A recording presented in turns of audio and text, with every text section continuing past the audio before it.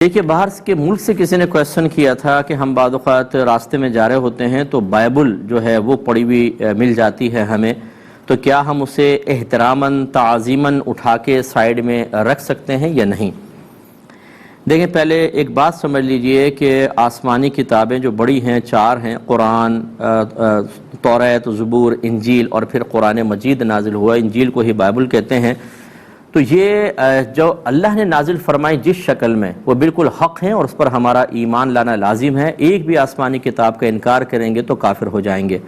لیکن اللہ تبارک و تعالیٰ کی حکمت بالغہ یہ رہی کہ اس نے ان تین کتابوں کو انسانی تصرفات سے محفوظ نہ فرمایا، کیونکہ وہ شریعتیں ختم ہونی تھیں تو ان کو غیر محفوظ رکھا، تو لوگوں نے ان میں بہت تصرف کیے اپنے اپنے ذاتی مفادات کے لیے۔ اب جو یہ بائبل یا انجیل آپ کے پاس ہیں، تقریباً 32 یا 33 اناجیل اس وقت دنیا میں ہیں، ان میں سے کون سی اللہ تعالیٰ کا کلام ہے، کون سا نہیں؟ اگر ایک کتاب لے لیں، ان میں کون کون سی باتیں اللہ کی طرف سے ہیں اور کس نے اپنے پاس سے ایڈ کر دی ہیں، کوئی بھروسہ نہیں۔ لہٰذا آج کل کی جو وہ آسمانی کتابیں اگر آپ کو کہیں اس نام سے نظر آئیں تو ہمارا اس پر ایمان نہیں ہے، ہمارا ان کتابوں پر ایمان ہے جو اللہ نے نازل فرمائی تھیں۔ لہٰذا اب ان کتابوں کی، ان آسمانی کتابوں کی مثل تعظیم کرنا، یہ گویا کہ غیر اللہ کے کلام کی اس طرح تعظیم کرنا ہے جیسے اللہ کے کلام کی تعظیم کرنا، اور یہ شرعاً درست نہیں ہوگا۔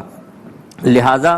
اسے ایک آسمانی اور محترم اور اللہ کی کتاب سمجھ کے اٹھانا تو شرعاً جائز نہیں، کیونکہ پھر آپ کا اس پر ایمان ہے گویا کہ یہ اللہ کا کلام ہے، اور اس میں جتنی خرافات انسانوں نے داخل کی ہیں آپ اسے بھی سمجھ رہے ہیں اللہ کا کلام ہے۔ تو جس طریقے سے قرآن کو غیر قرآن کہنا کفر ہوتا ہے، ایسے ہی غیر قرآن کو قرآن کہہ دینا یہ بھی کفر ہے۔ ایسے ہی پچھلی آسمانی کتابوں میں جو اللہ کی آیات ہیں ان کو کہنا یہ اللہ کی نہیں ہے، تب بھی کفر،